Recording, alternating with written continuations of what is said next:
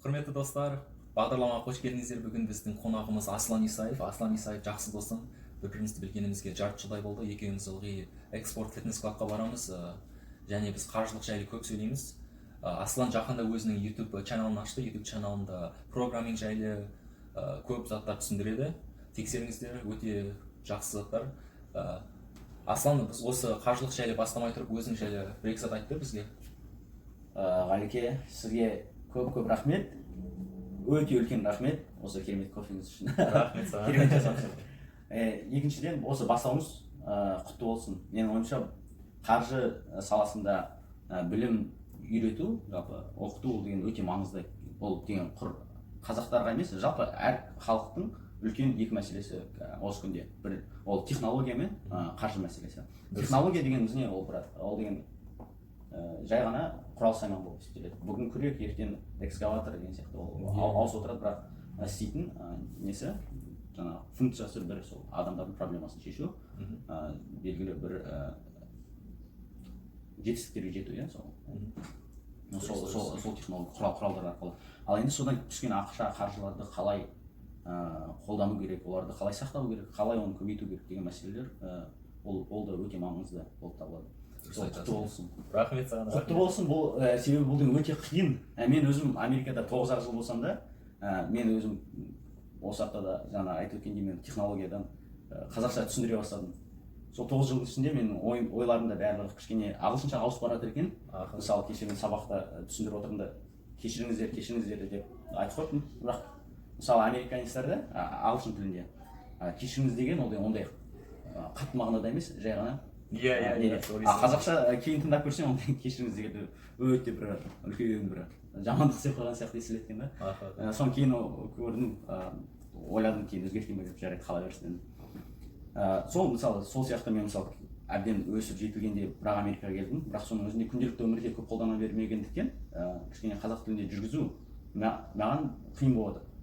Сіз 11 жасыңызда келдіңіз Америкаға. 13 жаста келдім. 13 жаста, иә. Ол деген тіпті соның өзінде сіз қазақша бастап отырғаныңыз ол өте керемет.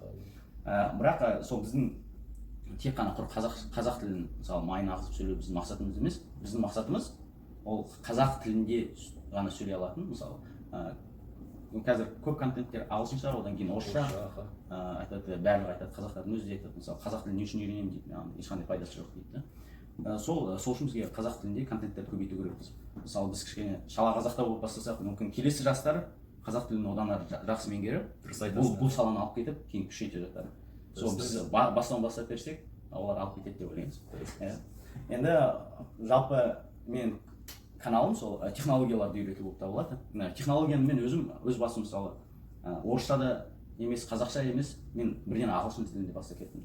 Сондықтан мысалы маған әрбір сабақты үйрету ойланып отырасың, мысалы мына сөйлемді қалай айтуым керек, мен бұл сөйлем кездеспеді ғой деп ше. Мысалы жалпы айтқанда қазақ тілінде терминологиялар өте аз болады, оны қалай қолдану керек екенін. Сол жағынан қиындық болып жатыр, бірақ менің мақсатым, мысалы мен Қазақстанда бірнеше інілерім бар, солар отырып, мен мысалы шала қазақша болса да, мысалы қиын таза бір ағылып жатқан абайдың тілінде сөйлесем де, бірақ түсінікті болса, жалпы программированияда, жалпы технологияда мақсаты не? Ол деген алып, істеп, белгілі бір нәтижеге жету. Енді мен соған дейін жеткізсем, ары қарай олар өздері алып кетеді деп ойлаймын. Енді мен өзімнің істеп жатқан салам, ол cloud computing болып табылады. Ол информациялық технологиялар әлемі өте кең. Ол жақта мысалы әртүрлі AI дейді, artificial intelligence, machine learning бар, robotics, әртүрлі роботтар жасайды. Жаңағы web development бар, ең көп тараған, яғни веб-сайттарды жасау. Енді менікі ол cloud computing. Сол cloud computing деген қазіргі күнде ол бүкіл дүниесіне ең жаңа технология болып табылады. Бізге Қазақстандағы бауырлармен сөйлескенде енді қолданып бастадық дейді. Ол жалпы Қазақстан емес, көп мемлекеттерде, Американың өзінде көп компаниялар оны қолданып жатқан жоқ. Бірақ барлығы сол бұлтқа көшіріп жатыр. Cloud дегеніміз ол бұлт болып есептеледі. Бұлттық есептеулер әлде бұлттық бағдарламалау деп аударылады ғой деймін қазақшаға. Мен сол көптеген кодинг, жаңа бағдарламалау істеймін, автоматизация дейді. Көп жалпы күнделікті іс әрекеттерді адамдар қолмен жасай бермеу үшін оларды код жазып, соларды автоматизировать етіп беремін да. Міне жалпы сол менің өзің бағана айтып жаттың маған осы клауд компьютинг адамдар көп емес, әлі мектептерде ол жайлы үйретпейді деп. Осы жайлы тағы айтып бересіз бе? Иә, клауд компьютинг ол деген өте мен статистиканы ұмытып қалдым жалпы осы күндегі технологияда. Мысалы мен өтірік айтпай ақ қояйын, бірақ жалпы айтқанда мынандай статистиканы естігенмін. Соңғы 30 жылдағы прогресс осы технологиядағы қазір бір жылдың ішінде бір жылдың ішіндегі прогрессқа тең деп ше. Иә. Яғни қазір технология өте тез ауысады. Иә. Сол жалпы технологиялар өте тез дамып жатқаннан кейін оларға тез жылжу керек, тез жаңағы аппликейшндарды жазу керек, тез оларды жаңартып отыру керек. Соның барлығын жеңілдетеді осы клауд компьютинг. Клауд компьютинг дегеніміз ол айтып кетсем, ол деген бұрынғы заманда мысалы сенің ойыңда Facebook болса, сен мысалы ойладың да мен Facebook жасаймын деймін. Мысалы Facebook әлі жоқ деймін. Сенің алдында қандай кедергілер тұрды? Сен барып ол Facebook серверді сатып алуың керек еді. Мысалы сен мысалы 1000 адамды көтеретін сервер сатып аласың. Ол қымбат, мысалы IBM-нан. Оны үйіңе алып келесің, оған әртүрлі проводтарын жалғайсың, оған вентиляция жасайсың, оны суытасың, барлығын оған жасап бересің да. Одан кейін мысалы 1000 адамға жасадың, бірақ сен идеяң ондай жақсы болған жоқ. Сен сонда ақшаны көп төледің да, сенің веб-сайтың жүзеге асқан жоқ. Сен сонша ақша жинап, оны неткенше көп инвестициялар керек болды. Инвестициялар ақшаны құрып тастадың да, соңында ол проект болмай қалды. Сен ұтылып қалдың, сен банкротқа кеттің. Мысалы сервер қолданусыз қалды. Немесе екінші жағдай, сен деген 1000 адам ғана көтеретін алдың, сенің идеяң керемет болды, 2000 адам тіркелді. Мысалы сен серверің көтере алмай қалды, өшіп қалды. Ана жақтан басқа адамдар сенің идеяңды алып алды да, олар оны ары қарай дамытып жүрді деген сияқты. Сол біресе жетіседі, біресе жетіспейді. Ал клауд компьютинг дегеніміз ол жалпы айтқанда Facebook сияқты, мысалы сен кнопкаларды басып, жаңағы серверларды бір сервер шығарасың, одан көтере алмайсың, тағы біреусін шығарасың деген сияқты. Әртүрлі, бұл жай ғана ең оңай мысалдар, бірақ одан да көп керемет нәрселер болып жатыр клауд компьютингте. Дұрыс. Сонда сен клауд компьютинг істегенде саған көп серверлар керек жоқ болады? Иә, олар айтады pay as you go дейді. Яғни сен өзің қаншалықты қолданасың, жаңағы бірінші мысалда мысалы сен 1000 адамға алдың да, бірақ сенде 200 адам тіркелді. Бірақ сен 1000 адамға төлеп отырсың әрқашан. Ал бұл жерде барлығы жаңағы виртуалды түрде болғандықтан бір серверді алып, жаңағы хардвер дейді, мысалы темір қаңқан аласың да, оны виртуализация жасап, виртуал түрде оны кішкентай бөліктерге бөліп тастайсың. Содан керегінше оны өсіріп отырасың да, сол бойы сен оған көп төлемейсің. Дұрыс. Рахмет. Енді біз екеуміз бірге қаржылық жайлы көп сөйлесеміз. Бізге осы бай адамдармен кедей адамдардың айырмашылығы не деп ойлайсыз? Мен жалпы өзім кішкентай кезімдегі бір оқиға есімде. Мен ең бірінші тапқан ақшам. Ең бірінші ақшаны мен осы екінші сыныпта ма? Жоқ, төртінші сыныптарда есімде. Бір ауылдағы, біздің ауылдағы бір кісінің свекласы бар ғой, қызылшасын тазалауға бардық. Яғни қызылшаны полядан жинап алып келеді, сен оның несін тазалайсың. Сөйтіп пышақпен. Пышақпен тазалайсың, үлкен пышақты аузына ұрасың. Америкада оны көрсе. Сотқа береді, мынандай жас баланы жұмыс істетіп отырсың деп. Жалпы мен айтайын деген, ол кезде мен білмеймін, менің анам білді ма, білмеді ма, бірақ кеш жақын дегенде мен оған ақша бердім. Сол кезде бір керемет сезім болған. Бірақ сол кезде мен ойлайтын, мысалы, не үшін бұл кісіде сонша ақша көп? Кейін өсе келе мен ойладым, жарайды, ол туралы көп ойланбай қояйын. Себебі, мысалы, не үшін бір ауылда тұрып, бәрімізде екі қол бар, бір бас бар, бәрі бірдей, бірақ біз деген бір адамға жұмыс істейді. Не үшін, қалай деген сұрақтар көп мазалаған. Кейін екеумізде мысалы көп деген осы қаржы жайлы кітаптарды оқып көптеген нәрселерді көзіміз жеткізді, иә, мысалы. Ең басты мәселе кедей мен байдың айырмашылығы ол біздің ақшаны қалай құрту жолдарында. Мысалы, бізге қалтамызға ақша түссе, біз барамыз да ақша түссе немесе барамыз да кредитқа алып, мен есімде менің бір туысқандарым кредитқа утюг алған Қазақстанда. 30-40%-пен ба, кішкентай әріппен, одан кейін арғы шетінде тағы, иә. Мысалы, үтік деген не ол деген? Рекламадан көрген, көші салған, одан кейін қарсы жатыр. сол сияқты, бірақ үтіктеген ол қазір күйіп бара жатқан нәрсе емес қой. Мысалы сол сияқты телевизор аласың, барасың, телефон аласың. Сол жалпы кез келген зат ол екіге бөлінеді екен. Asset, одан кейін сіздің алдыңыз сабақта өткен түсіндіріп өткендей ол liability. Бұл сөздердің мағынасын қалай айтылғанына көңіл бөлмей ақ қойыңыздар, бірақ бұлардың не екеніне тоқталып өтеміз. Asset деген бай адамдар әрқашан asset сатып алады. Asset дегенде ол тағы ақша алып келетін зат. Қалтаңа ақша келетін заттар. Иә, сен ақшаң бар, сен оны сатып аласың. Ол кейін саған тағы ақша алып келеді. Уақыт өте келе саған көбірек ақша алып келеді. Ал кедейлер бірден liability деп алады, иә. Liability дегеніміз сен оны ақшаны аласың, сен оны ақшаны алғаннан кейін ол не саған ақша алып келмейді, немесе ол сенен тағы ақша алып отырады. Сол сияқты. Мысалы, кез келген нәрсе бұл енді жаңағындай, мысалы машина алса ол деген 1-2 жылдан кейін көп неге жарамай қалады. Сонда сен машина алсаң, машинаны ақша әкелуге қолданбасаң, ол саған liability ретінде саналады. Өйткені ай сайын ол машина сенің қалтаңнан ақша алады, страховкаға ақша алады, бензинге ақша алады, өзің төлегенге ақша алады. Ал сен сол машинаны қолданып, мүмкін арендаға беріп, сенің қалтаңа ақша келіп жатса, сонда ол asset болып саналады. Сондай жалпы кез келген мысалы үйдің өзі жалпы бір нәрсе болса, біз деген үлкен забор салуға тырысамыз. Ең әдемі забор, біздің заборлар Қазақстанда сен бармаған көп болған шығар, бірақ бізде Қазақстанда забор деген ежендеу болып тұруы мүмкін да. Мысалы сол сияқты заборда тұрған не бар, оған көп ақша құяды, кредит алады, өйтеді.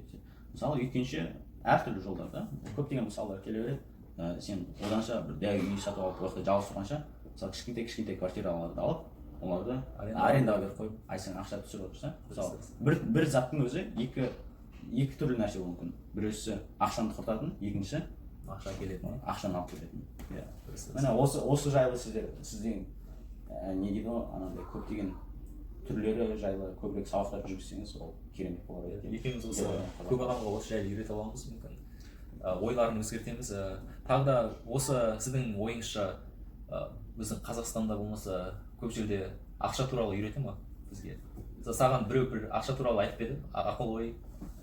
Бізде сол бәрі бар, университетке бар, оқы, үйіндегі соңғы сиырын сатады. Себебі неде? Бүкіл ақшасын соған құртады. Себебі олар әлі қазір қай дәуірде өмір сүріп жатқанын білмейді. Олардың ойынша олар сол бұрынғы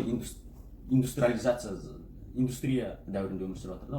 Олардың ойынша барасың, бір ғана мамандықты аласың да, сол мамандықпен өмір бойы жұмыс істеп өтесің, пенсияға шығасың, алтын сағат сатып аласың, туысқандарды аралап жүресің. Өмір гүл. Бірақ бұл деген информациялық технологиялар заманы. Бір. Екіншіден, ақша бұрынғыдай ақша емес. Мысалы, ақшаны сақтау, банкте бір жерде сақтасаң, оның құны жылдан девальвациядан түсе береді. Себебі 1971 жылы, Американ президенті Тедди Рузвельт, жоқ, Никсон ғой? Никсон ба? Сосын көреміз ба? Сол алдыда долларды алтыннан бөліп тастады. Яғни бұдан кейін бұл валюта болды. Валюта деген ол деген құрық. Егер мен саған беремін $100, бұл $100 кейін екеумізде келісек, бұл арамызда жүреді. Егер сен мынау саған $100 жасадым деп, мен айтсам бұл $100 емес десем, бұл ақша емес болып қалады, бұл валюта арамызда жүреді. Яғни бұл $100 деген тек қана арамыздағы екеуміз бүкіл адамдардың келісуі бойынша. Сонда қазір біздің ақшаның құны деген қай адамдар көп қолданып жатыр ма деген сияқты. Мүмкін доллар деген ең көп қолданып жатқан бұл өмірде. Өйткені біз осы газ мұнай алғанда біз оның бәрі доллар арқылы жүреді. Содан кейін қазір доллардың бағасы ең көп. Өйткені елдің бәрі доллар қолданып жатыр да. Ал басқа әлемдердің ақшасы мүмкін еуро болмаса орыстардың рублі, олардың құны аз, өйткені көп адам олармен қолданбайды.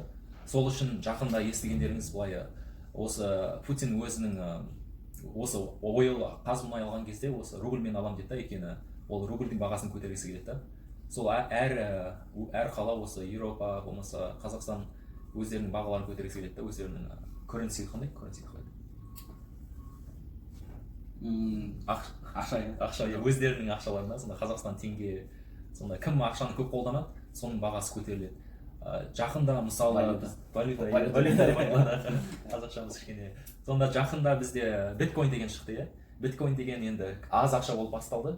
Содан кейін ол бір биткоин көп болса бір теңге болып басталды басында. Қазір қараса қанша тұрады бір биткоин? 20 мың теңге 16 мың доллар тұрады. Неге? Өйткені оны елдің бәрі қолданып жатыр. Көп адам қолданған сайын оның бағасы көтеріле бастайды. Сондықтан осы біздің ақшаның бағасы адамдардың қолданғанымен бірдей да. Көп адам қолданса ақша көтеріле береді. Ғалике, бұл жалпы ақша туралы сіз өзіңіз сабақтарыңызды жалғастыра бересіз ғой? Мен сізден сұрайын дегенім, сіз мысалы Ғалике туралы айтып өтсем, бұл дым жұмыс істемейді, иә? Былайша айтқанда. Үйде отырады, жаңағы нелерді, стак маркетте жұмыс істейді. Мысалы биржевой маркетте сатып алып, сатып отырады. Құр үйінде отырады, иә? Мысалы ешқайда бармайды. Сіз мысалы Қазақстанда тұрып та жұмыс істей бересіз кез келген жерде. Мысалы осындай білім қазақ тілінде мүлдем жоқ. Сіз сол туралы туториалдар, жаңағы сабақтар бастау неде бар ма? Бағдарламаңызда бар ма? Ойда бар. Осы басында осындай кішкентай видеоларды бастап, енді бұларды мен сразу бірден бастасам ешкім түсінбейді да менің істейтін заттарымды да. Осы жайлап соған көшу керек та. Басында біз ақша туралы, ақшаның не екенін, осы asset пен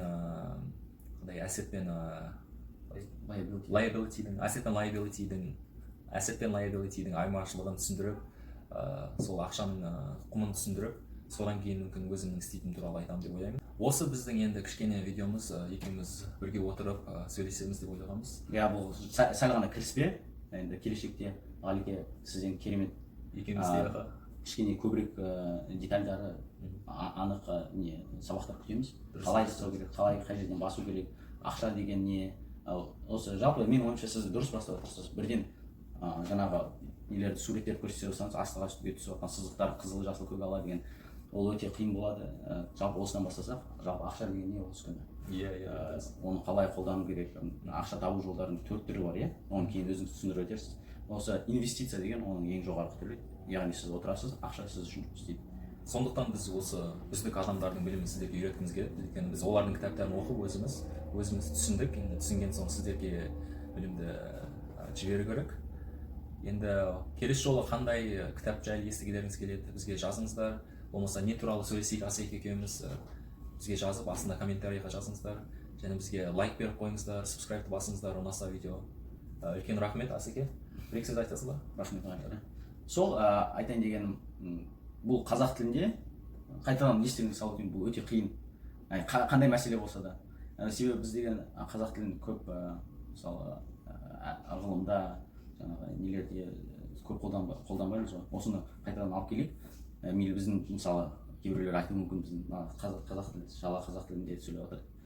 Иә, біздің қазақ тілі ондай жақсы болмаса да, бірақ кез келген қазақ баласы түсінеді деп ойлаймыз.